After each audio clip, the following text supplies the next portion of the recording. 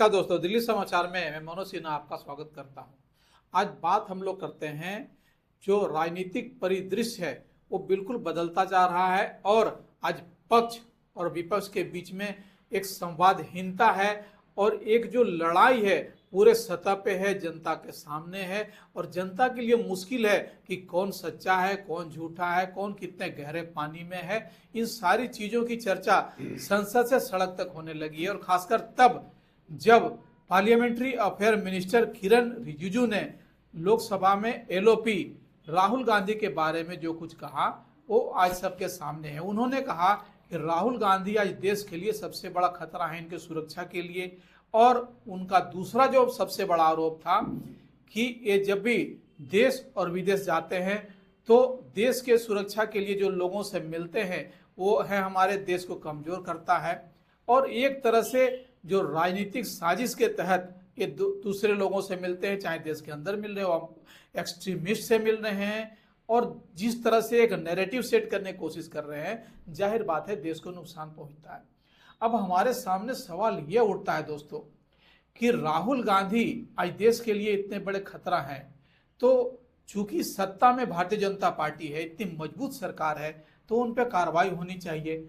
एक उन पर जिस तरह से इतने कड़े शब्दों का इस्तेमाल किया गया, आज हर जगह इस बात के लिए शायद ही कोई मानेगा कि राहुल गांधी आज देश के लिए खतरा है या वो विदेशी ताकतों से मिले हुए हैं। कांग्रेस के प्रवक्ता पवन खेड़ा ने काउंटर करते हुए किरण रिजिजू की बातों का जिस तरह से विरोध किया है, उन्होंने कहा है कि जो बात कह रहे हैं एक हताशा है और जो सवाल राहुल गांधी उठा रहे हैं संसद में और संसद के बाहर, उससे पक्ष और सत्ता पक्ष घबरा चुकी है और उनकी यह बौखलाहट है और किस तरह से राहुल गांधी का सामना करें, उनके सवालों का जवाब दें, इसी फेर में आज किरण रिजिजू को सामने लाया गया है।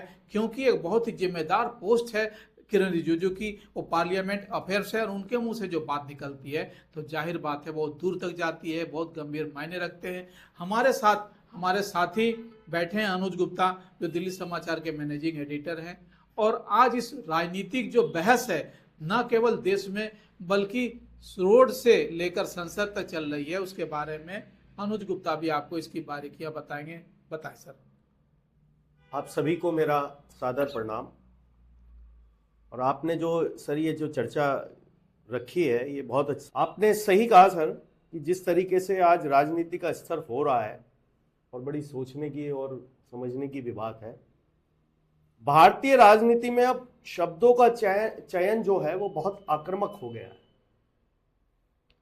किसी विपक्षी नेता को देश के लिए खतरा कहना लोकतांत्रिक संवाद को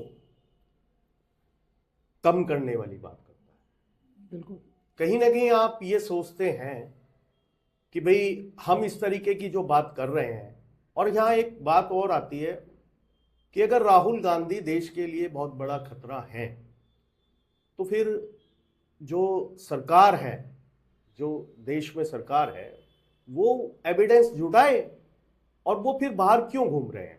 बिल्कुल, अगर वो देश के लिए खतरा है तो फिर वो बाहर क्यों घूम रहे हैं, ये बड़ा एक प्रश्न चिन्ह है इस बात पे।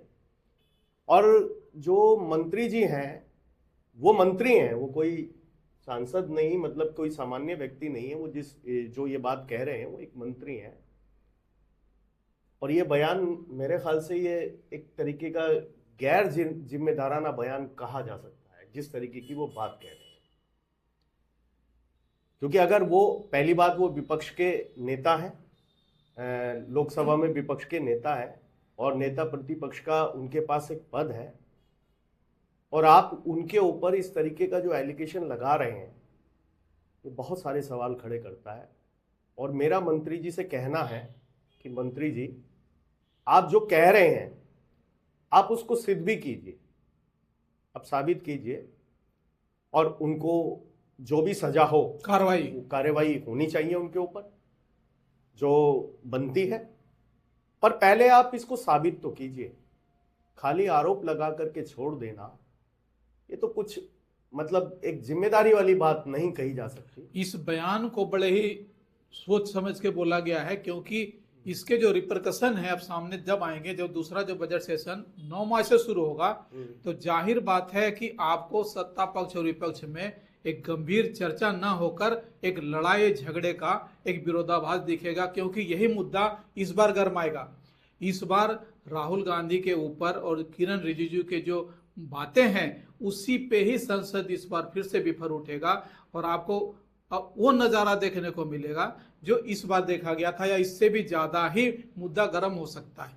ये बिल्कुल सही बात है और ये इनकी एक रणनीति है कि जो 9 मार्च को संसद का सत्र शुरू हो रहा है, बजट सत्र शुरू हो रहा है, उसमें चर्चा से बचा जा सके, क्योंकि कई ऐसे मतलब राहुल गांधी ने मुद्दे उठाए हैं संसद में जो बड़ा मतलब कहीं सरकार उनको मुझे लगता है बैकफुट पे आती हुई नजर आ रही है। बिल्कुल। उसमें सरकार अपना पक्ष जो है उतना मजबूती के साथ रखा ही नहीं है। पहली बात तो ये कहूं कि कोई बोला ही नहीं है उसके ऊपर, बस एक शोर शराबे के बीच एक संसद को सत्र को उसको समाप्त कर दिया गया। यहाँ पे कई ऐसी चीजें रही हैं जैसे कि ये ट्रेड डील्स और एप्स्टीन फाइल, तो इस पे सरकार बोलने से क्यों बच रही है, ये भी एक सवाल है। एक बहुत बड़ा जो मामला था, इन सारे मुद्दे को जिन्होंने नरवणे की किताब एप्स्टीन फाइल और इंडो ट्रेड डील, जिस पर राहुल गांधी बोलना चाहते थे, जिस पर चर्चा होनी थी, नहीं हुई। लेकिन आज राहुल गांधी के बारे में जिस तरह से नैरेटिव सेट किया गया है कि उन्हें उनके ऊपर जो एक विशेषाधिकार हनन प्रस्ताव भी लाने की योजना थी जिसे बाद में ड्रॉप कर दिया गया, पता नहीं क्यों, लेकिन उन पर यह भी था कि उनको चुनाव लड़ने तक ना दिया जाए। तो इससे एक तरफा जो फैसले होते हैं सो कहीं ना कहीं जनता में एक संदेह जाता है, एक विवाद का विषय बनता है। और सत्ता पक्ष और विपक्ष में आज जो कुछ हम लोग देख रहे हैं, पहले इतिहास में ऐसा नहीं देखा गया था। इतनी शार्प जो नोकझोंक है पहले नहीं होता था, और एक लीडर ऑफ अपोजिशन की जो गरिमा थी उसको दोनों लोग निभाते थे, चाहे सत्ता पक्ष वाले भी निभाते थे और एलओपी भी। लेकिन आज सारी बातें खुलकर आती है और रोड पर जो होती है तो उसके बारे में जनता आज किंग करते विमूढ़ है। कहते हैं ना कि उनके पास आश्चर्य है कि क्या हमारे नेता जिनको हम लोग इतने वोट देकर भेजते हैं, हमारे लिए आइडियल है, आदर्श है, क्या उनके बीच भी ये बच्चों की लड़ाई हो रही है। बिल्कुल, ये और संसद में ऐसा देखने को मिल रहा है। शब्दों की गरिमा तो बिल्कुल मिटा दी गई है। ये मैं बात करूं, जब भारत के प्रधानमंत्री थे अटल बिहारी वाजपेयी जी, हालांकि ये तो बहुत अच्छे वक्ता माने जाते हैं, और उनकी स्पीच जब होती थी सदन में तो सभी लोग उसको सुना करते थे, और इतनी गरिमापूर्ण शब्द होते थे उनके कि वो अपनी बात भी कह देते थे और किसी को इस तरीके का एहसास भी नहीं होने देते थे कि मैंने ऐसा कुछ कहा। तो ये शब्दों की गरिमा क्यों खत्म हो रही है? अगर संसद में शब्दों की गरिमा खत्म हो जाएगी तो फिर संसद में क्या बचेगा? क्योंकि राजनीति का मतलब किसी से आपसी द्वेष नहीं होता, एक विचारों की चीजें होती हैं। विपक्ष जो आज जो कांग्रेस है वो आज विपक्ष में है, कभी पीछे वो सत्ता में थी तो भाजपा उस समय विपक्ष में थी, तो वो भी उनसे सवाल किया करते थे और एक चर्चा हुआ करती थी, और हम सब लोग देख रहे हैं वो चर्चा भी हम सब ने देखी है कि जिस तरह में उस समय उस चर्चा का क्या स्तर होता था। और आज तो आप देख लीजिए कि नियमों की पोथियां खुल जाती हैं, शोर मचने लगता है, लोग चिल्लाने लगते हैं। हमारे आपके अपने मुद्दे, जो हमारी अपनी आपकी चीजें हैं जो संसद में जिन पे कानून बनना चाहिए, जिन पे एक बिल आना चाहिए, वो सब एक उस शोर के पीछे दब के रह जाती हैं, और जनता का करोड़ों हजारों करोड़ रुपया वो संसद सत्र में ऐसे ही चला जाता है, बहुत कोई चर्चा ही नहीं हो पाती है। और मेरा ये मानना है कि अगर आप ये सब करेंगे तो इस देश की आप एक तरीके से एक रीढ़ की हड्डी को खत्म कर देंगे, क्योंकि संसद को लोकतंत्र का मंदिर कहा जाता है, और अगर उस मंदिर में चर्चा ना हो तो और चर्चा फिर कहां हो। बहुत खूबसूरत बात कही अनुज गुप्ता जी ने। हम लोग बेसिकली जर्नलिस्ट हैं, हम लोग किसी राजनीतिक पार्टी से संबंध नहीं रखते, लेकिन सारी नजरें जो हम लोग देखते हैं बड़ी खुली आंख से, जितना हम समझ पाते हैं उतना आज देश का आम जनता को भी समझ में आ रही है कि आखिर ये लड़ाई कब और कहां और कैसे हो रही है। हमारी चर्चा दोस्तों जारी रहेगी, तब तक आपसे आग्रह कि हमारे चैनल को लाइक, शेयर और सब्सक्राइब जरूर करें। धन्यवाद।